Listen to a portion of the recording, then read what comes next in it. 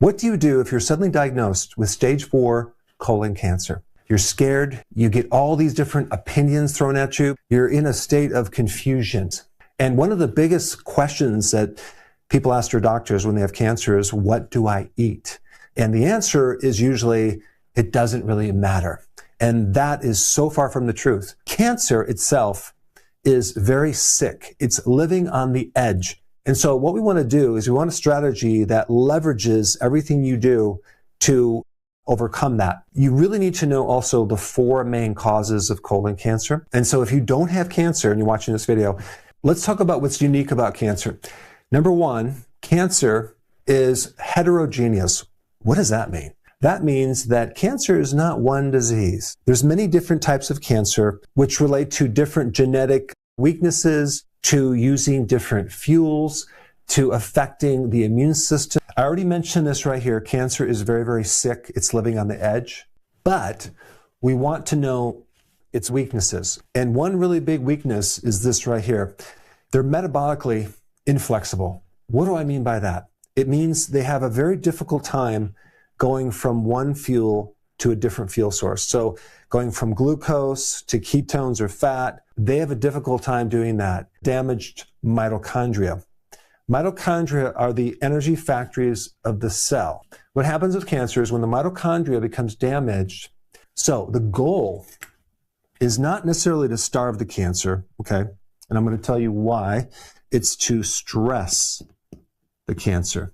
And you do many things at once to deal with this cancer, not just one single thing. Whether you decide to do chemo, radiation, or not, even when you get chemo or radiation therapy, you'll usually kill the majority of cancer, but the cancer cells that don't die become stronger. So now let's cover, where does cancer actually come from? Number 1, chronic insulin resistance. This is why a diabetic, for example, is more at risk for cancer than other types of conditions because of this insulin resistance. Number 2, chronic inflammation. Cancer travels or migrates into areas of inflammation. Inflammation is a state where you don't have much oxygen. Number 3, chronic microbiome disruption. From junk foods, antibiotics, they're going to be more susceptible to getting cancer because the microbes really protect you against cancer in many different ways. And then we have number 4, chronic toxicity. Now this could be alcohol, it could be smoking, pesticides, insecticides, herbicides, fungicides, but it's the chronic exposure to toxicity.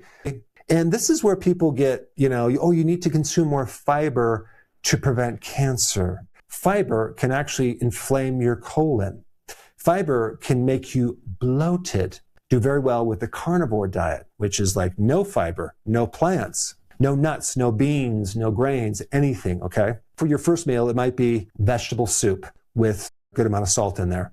And then you might add some olive oil or avocado oil. Cold pressed, very important. Your second meal might be steamed zucchini, spinach, with a small portion of olives or an avocado.